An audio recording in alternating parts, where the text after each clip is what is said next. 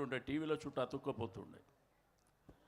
అంటే దేశంలో మహాభారత్కి ఎంతైతే ఇంపార్టెన్స్ ఉందో, అదేవిధంగా రామాయణంకు ఎంత ఇంపార్టెన్స్ ఉందో, ఈ భారతదేశానికి స్వాతంత్రం అంటే 1947 సంవత్సరం ఈ దేశానికి స్వాతంత్రం రావడానికి బ్రిటిష్ వాళ్ళతోని మరి అనేకమైనటువంటి హింసా మార్గంలో కాకుండా అహింసా మార్గంలో ముందుకెళ్ళాలని గాంధీ గారు ఉప్పు సత్యాగ్రహం కావచ్చు, క్విట్ ఇండియా మూమెంట్ కావచ్చు, అదేవిధంగా రజాకార్ల పోరాటం కావచ్చు.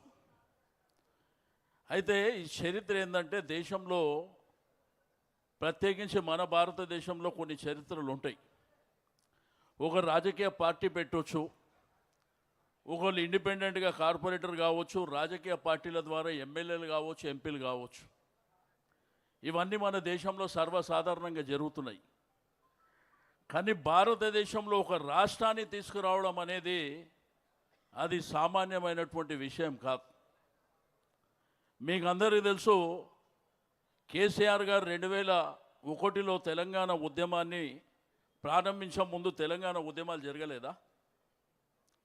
1969లో జరగలేదా? మరి ఎందుకు సాకారం కాలే? ఎందుకు రాష్ట్రంగా ఏర్పడలే? 1972 సంవత్సరంలో చెన్నారెడ్డి గారు తెలంగాణ ప్రజా సమితి అనే పార్టీ కూడా పెట్టిండు. 11 10 మంది ఎంపీలు కూడా గెలిచారు. ఎందుకు సాకారం కాలే?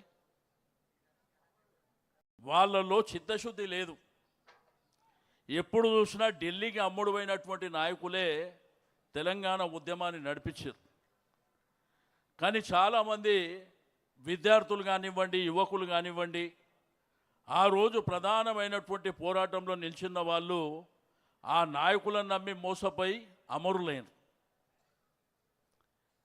కానీ కేసీఆర్ గారు నికారుగా నిలబడి కొట్లాడినటువంటి వ్యక్తి. 2001లో మూమెంట్ని స్టార్ట్ చేసినప్పుడు మనం గాంధీ మార్గంలో వెళ్ళాలి, హింసకు తావు లేకుండా అహింసా మార్గంలో వెళ్ళాలని ఆయన తీసుకున్నటువంటి కార్యక్రమాలన్నీ ఎక్కడ తీసుకున్నా కానీ మీకు సకల జనుల సమ్మె తీసుకోవచ్చు, వంట వార్పు తీసుకోవచ్చు, సడక్ బంద్ తీసుకోవచ్చు, జైల్ బరో తీసుకోవచ్చు. ఇట్లా ప్రజల్ని చైతన్యవంతం చేశాడు.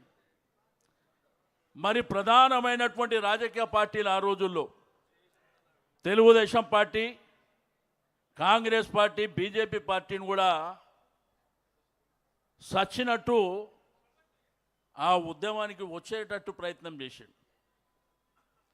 అంటే దేశాన్ని ఆకర్షించాలి, కేంద్ర ప్రభుత్వం మెడలు వంచాలి, తద్వారా మన రాష్ట్రాన్ని మనం సాధించుకోవాలి.